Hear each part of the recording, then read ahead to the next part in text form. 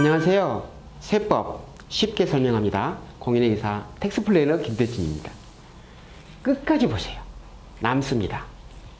오늘은 다주택자 어떻게 하면 불가피한 양도소득세 낮출 수 있을까에 대해서 설명해 드리겠습니다. 주요 목차 설명해 드릴게요. 시청 대상자 누구로 할까? 누가 더 요용할 수 있을까? 그리고 우리의 영상 제작 의도, 다주택 보유자들의 세금 문제, 그리고 세금 최소화할 수 있는 대안들은 어떤 것들이 있을까? 컨설팅 우리의 주요 사례, 그리고 마지막으로 드리는 말씀 드리겠습니다. 이런 분들께 좋습니다. 1세대 2주택자 이상인데 2주택은 지금 현재 중과잖아요. 2주택자 이상인 상황에서 1주택을 처분하려고 할 때 어떻게 하면 9억 원까지 1세대 1주택으로 봐서 세금을 낮춰볼 수 있을까? 그리고 최근 5년 이내에 주택을 팔았어요. 그래서 1세대 2주택으로 세금 부담을 했습니다. 그런 경우에도 저희들이 환급받을 수도 있거든요. 그래서 재점검 우리 하고 싶으실 때 3주택자 이상인데 향후 주택을 처분하려고 할 때 1주택자로서 비과세 혜택을 받고 싶을 때, 그 다음에 3주택자인데 향후 주택 중 일부를 자녀에게 양도하거나 증여하려고 할 때, 그 다음에 세무 전문가들은 다주택자다 해서 양도소득세가 엄청 많이 나온다, 세법을 잘못 적용하는 경우가 종종 있습니다. 그래서 세금이 많이 나오는 것 같다, 재점검 받고 싶으신 분, 이 영상에 도움이 되고자 합니다. 오늘의 영상 제작 의도는 1세대 다주택자가 어떻게 하면 1세대 1주택자로 9억 원까지 세금을 0으로 혜택을 드리고자 본 영상을 제작하였습니다. 다주택자들의 세금 문제는 취득 이후에 재산세나 종합부동산세가 최근 정부 세법 변경으로 인해서 계속 증가 추세에 있어요. 그런데 종합부동산세, 재산세 부담액이 향후에는 더 증가하리라고 예상되고 있고, 그런 상황에서 우리가 계속 보유를 하면서 이 세금을 부담해야 되느냐, 아니면 처분해버려야 되느냐, 아니면 증여를 하면서 주택수를 줄여버려야 되느냐.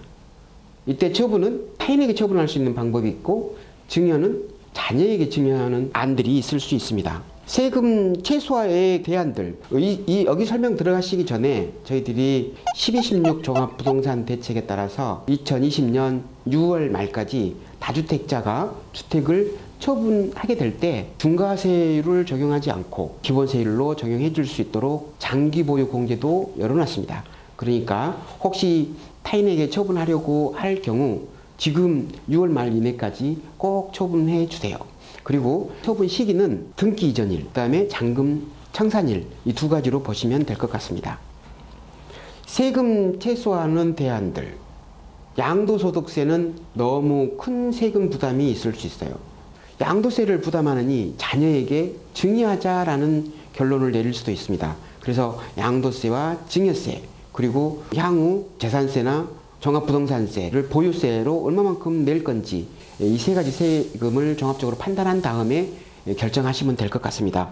그 중에서 보유세 말고, 그리고 양도소득세는 너무 복잡하니까 건너뛰고 증여세만 예를 한번 들어보겠습니다. 증여세는 아파트 한 채 10억이라고 가정했을 때 자녀 1인인 경우, 그리고 2인인 경우, 그리고 그 자녀가 성년이었을 경우 가정해보고 제가 예시를 한번 해볼게요.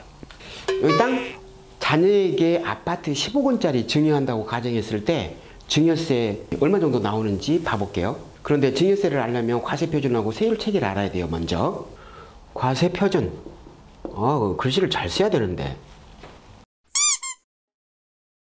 자, 세율이 1억까지는 10%예요. 1원부터 5억까지는 20%예요. 5억 1원부터 10억까지는 30%예요. 이 10억부터 30억까지는 40% 세율 구간이에요. 그 똑같은 방식으로 30억을 초과하면 그 초과 부분에 대해서는 50%나 세율을 낸단 말이에요. 자, 이랬을 때 아파트 10억짜리, 자녀 1인 1대 10억짜리니까 우와, 여기까지 오네. 여기까지 오죠. 여기까지는 1000만 원, 여기까지는 4억에 대해서 5억 빼기 1억 4억에 대해서 20%니까 8천만 원, 그리고 10억까지는 5억 부분에 대해서 30%니까 3, 5, 15, 1.5억, 1억 5천만 원 이렇게 되는데, 그러면 2억 4천 나와요. 2억 4천. 자녀 1인일 때. 자녀 2인일 때. 5억씩이면 여기까지인데 1억까지는 1,000만 원, 5억까지 4억에 대해서 20%인 8천만 원, 두 개 합하면 9천만 원인데 9천만 원이 2명이죠. 그리고 9에 18, 1억 8천이에요. 2인일 때. 1억 8천. 그래서 1인일 때, 2인일 때 6천만 원 정도 수익이 더 줄어들죠. 근데 이렇게 본다면 선자녀 더 넣어가지고 더 다운시킬 수도 있어요. 그러면 이 세액은 더 떨어지겠죠? 이렇게 증여세는 절세를 할 수 있어요. 드리는 말씀, 오늘 영상에 처음부터 끝까지 쭉 말씀드려서 아마 알 수 있었겠지만 세무 전문가들은 세금 얼마 나와요? 의뢰를 하게 되면 각별로 다 다르게 나오는 경우가 많습니다. 어떤 분들은 많이 나오고 어떤 분들은 적게 나오고 나 같은 분들은 좀 더 적게 나오고 많이 나온 것 같다 싶으시면 언제든지 재점검 요청하세요. 검토한 다음에 환급받을 수 있으면 과거 신고 납부한 것도 환급받을 수 있게 하고 앞으로 처분하게 할 경우 세금을 더 덜 내게 할 수 있을까 하는 방법도 찾아드립니다. 이상입니다. 다음 편 예고해 드릴게요. 재밌어요.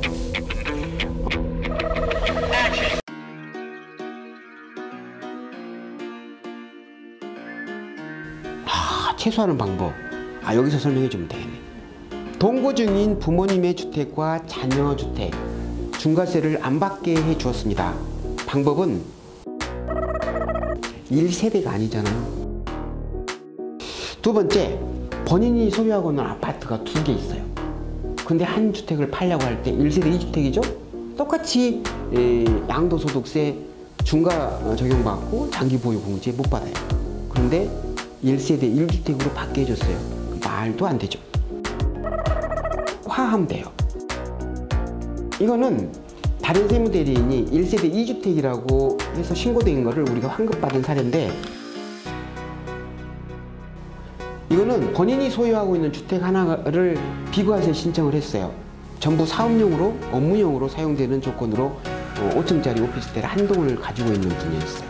그런데 최근에 거기 임대차 계약한 입주자들이 전입신고하고 또 전세권 설정 등기하고 등등으로 인해서 국세청에서 조사가 나온 거예요. 우리가 이제 다가구 주택인데 많은 건물주들이 그것을 하나 설치를 하게 돼요. 세법상 1세대 1주택으로 안 보니까 세금을 엄청 매기고 있어요. 이 세금을 절감을 하려면 부셔버려야 돼요. 그러고 팔아야 돼요. 아셨죠? 세금이 너무 많아요. 그 세금은 주로 때문에 그래요. 세금을 그보다 더 낮출 수 있을까? 설명해 드릴게요. 웜에 저거를 봤어야 되는데